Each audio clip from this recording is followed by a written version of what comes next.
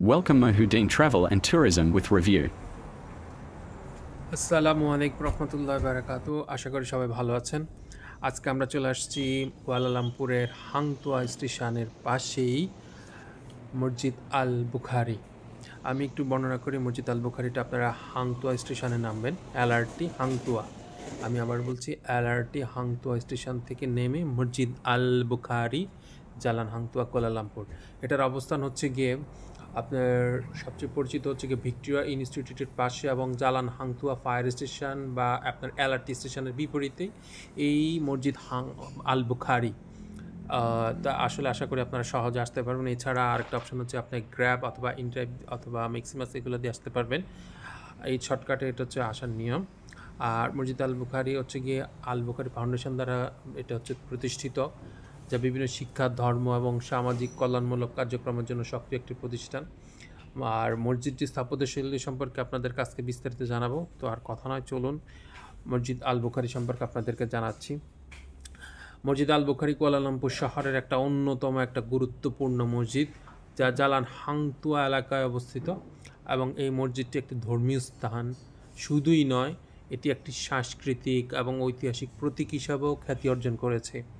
মসজিদ আল বুখারি মসজিদটি তার আধুনিক এবং ঐতিহ্যগত স্থাপত্যশৈলীর জন্য খুবই একটা পরিচিত, এবং এটি কুয়ালালামপুর মুসলিম সম্প্রদায়ের জন্য একটা গুরুত্বপূর্ণ প্রার্থনা হিসেবে কেন্দ্র হিসেবে কাজ করে।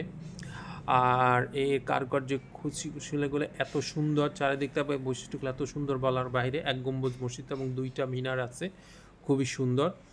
আর মসজিদ আল বুখারির ঐতিহ্যগত ইসলামিক স্থাপত্যশৈলীতে নির্মিত, যেখানে প্রচলিত রয়েছে একটি ডোম এবং দুইটি মিনারেট সহ আধুনিক স্থাপত্যের মিশ্রণ দেখা যায়, যেটা মসজিদের অভ্যন্তরীণ অংশের নান্দনিক সৌন্দর্য এবং ইসলামিক ক্যালিগ্রাফি, ভালুকির ডিজাইন এবং বিশাল দরজা এবং মসজিদের এই অভিজ্ঞতা পরিবেশ খুবই সুন্দর আকর্ষণীয় সৃষ্টি করেছে।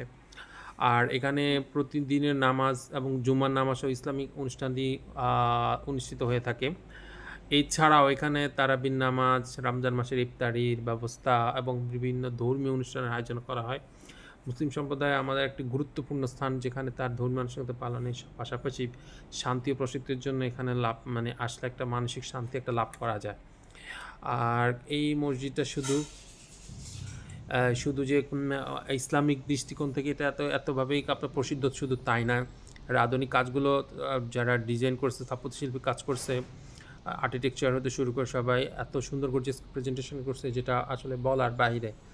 আর মসজিদ কুয়ালালামপুর শহরে বেশি দূর না, খুব কেন্দ্রের কাছে। এটা কুয়ালালামপুরের ভিতরে একটা ব্যস্ত রাস্তার পাশ দিয়ে জালান হাংতুয়ার পাশে অবস্থিত এবং দর্শনার্থীদের জন্য খুবই সহজ। এবং এখানে নামাজ পড়ে আত্মতৃপ্তি সহকারে, মানে আপনার এত ভালো লাগবে নামাজ পড়তে, একটা আনন্দদায়ক মজা পাবেন। আর এই মসজিদের বিশেষ কোনো ফি নেই, যে অনুমতির প্রয়োজন হয় না, সবার জন্য উন্মুক্ত।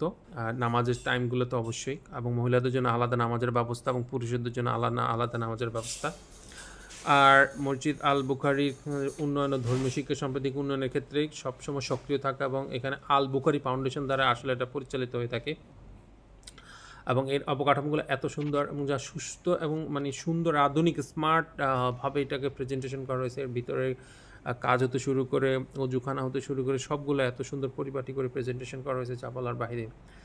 আর এর যে নান্দনিক কার্যক্রম হতে শুরু করে, দূর থেকে মনে হবে যেন এটা কোনো একটা মানে আধুনিক নান্দনিক এবং মননশীল মসজিদ, যেটা আসলে ভিতরে না ভ্রমণ করলে আসলে এটা বোঝা যায় না, এবং এটা পর্যটকদের খুব আকর্ষণ করে। মালয়েশিয়ার মধ্যে কাছাকাছি আপনারা যদি আসেন, অবশ্যই কিছু আমার ব্লগগুলোতে দেওয়া আছে, অবশ্যই আপনারা ব্লগগুলো দেখে মসজিদগুলো ভ্রমণ করার চেষ্টা করবেন। এগুলো একদম ফ্রি। নামাজের সময় আসলে আরও মজা পাবেন, যে এই সময় আসলে আরও বেশি করে ভিতরে আপনারা দেখতে পাবেন। এটা হচ্ছে অজুখানা, আধুনিক অজুখানার ব্যবস্থা করা হয়েছে। এখানে আছে, ওই পাশে আছে, এখানে ওয়াশরুম ব্যবস্থা আছে, টয়লেটের ব্যবস্থা আছে। এছাড়া আরও দুটো মিনার আছে, দুটো মিনারের উপর এত সুন্দর। আমি দুটো মিনার দেখানোর চেষ্টা করেছি আমার ভিডিওতে, ঝুম করে যতটুকু পেরেছি ততটুকু আমি ঝুম করে দেখানোর চেষ্টা করেছি। এই হচ্ছে দুটো মিনার। এটা আসলে অ্যাকচুয়ালি ড্রোন ফুটেজটা যদি নিতে পারতাম তাহলে আরও সুবিধা হতো। তো এটা এত সুন্দরভাবে তাদের মানে স্থাপত্যশৈলীরা প্রেজেন্টেশন করছে, যেটা খুবই বলার বাইরে। আর এটা হাংতু স্টেশনের কাছে, আশা করি হেঁটে এখানে আসা যাওয়া যাবে। আশা করি আমার ভিডিওটি অবশ্যই ভালো লাগলে অবশ্যই লাইক, শেয়ার, কমেন্ট এবং সাবস্ক্রাইব করবেন, এবং পরবর্তীতে ভিডিও আপনাদের কাছে হাজির হব।